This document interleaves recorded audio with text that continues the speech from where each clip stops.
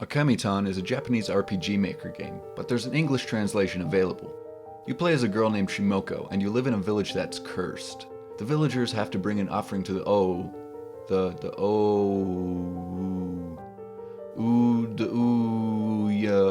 The villagers have to bring an offering to the Ouya every day, or else bad things will happen. So obviously you start off the game by stealing from the offering. Then hell breaks loose and monsters appear, people die, the whole village starts being disintegrated into darkness, and you have to stop the O before it's too late. Being a Japanese game, it has a few mistakes in the translation, but overall the translation is very good.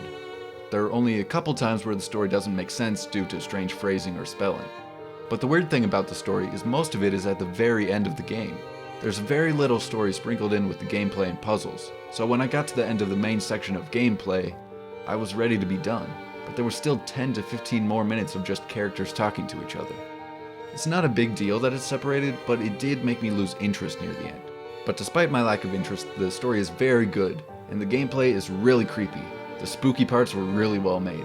The monsters are disturbing and right in the uncanny valley, and the voice acting is awesome, even though it's in Japanese and I can't understand it.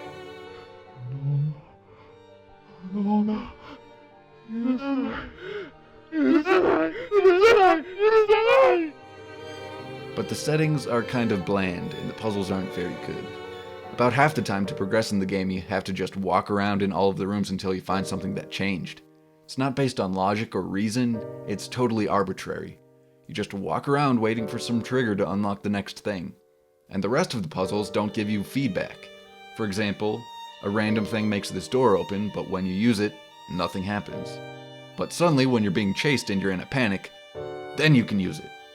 Another example, you get a hammer that you can use to smash stuff, but you can't smash everything, and it only gives you feedback when it actually works. So when you get these rooms with a bunch of pots lined up, you have to try smashing all of them just in case there happens to be something in one. But when you try to smash them, it doesn't give you a message telling you that you can't break it.